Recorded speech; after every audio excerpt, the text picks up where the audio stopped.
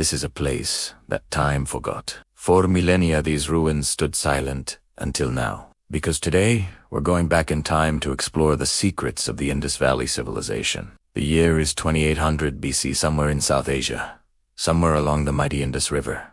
Life is good. Small settlements are dotted along the fertile floodplains and people are living in relative peace. The settlements slowly grow, but they'll soon be joined by even more. And over time, they'll form two great cities. Mohenjo-daro and Harappa. Today, we know very little about the Indus Valley Civilization. We don't know their language. We don't know their customs and traditions. And we don't know exactly why they disappeared.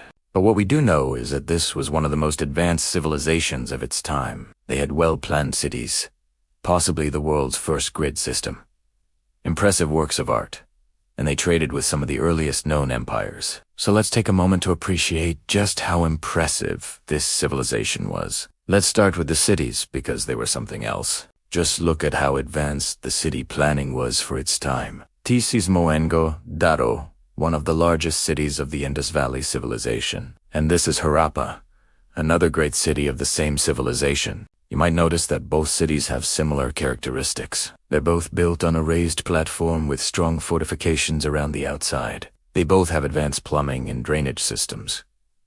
And they were both carefully laid out with the use of a grid. In fact, many modern cities still use a grid system, and it all started here with the Indus Valley Civilization. But cities weren't the only impressive things that they built. Along the Indus River, they constructed massive docks and wharves.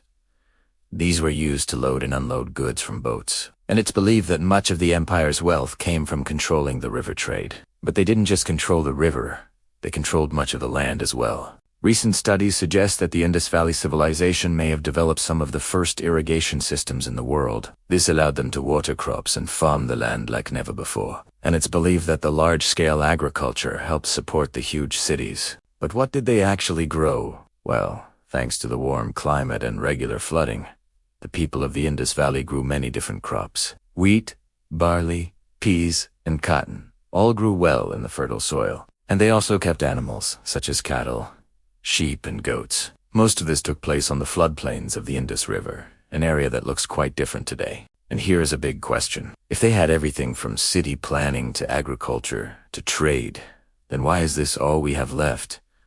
Well, nobody is 100% sure, but many theories exist. One theory suggests that the once mighty Indus River dried up, causing terrible droughts and forcing the people to abandon their homes. Another theory suggests that a powerful empire from the east pushed the Indus people out of their lands. Whatever happened, it was sudden and violent, causing the civilization to collapse almost overnight. There are other theories, but we can't be sure which one is true because nobody has been able to crack the Indus script. All that we have are these strange symbols carved into pottery, pillars, and even weapons, but so far, we just don't know what they mean. Maybe one day we will, but until then, the Indus Valley Civilization remains one of history's greatest mysteries. What do you think caused its fall? Let me know your thoughts in the comments below.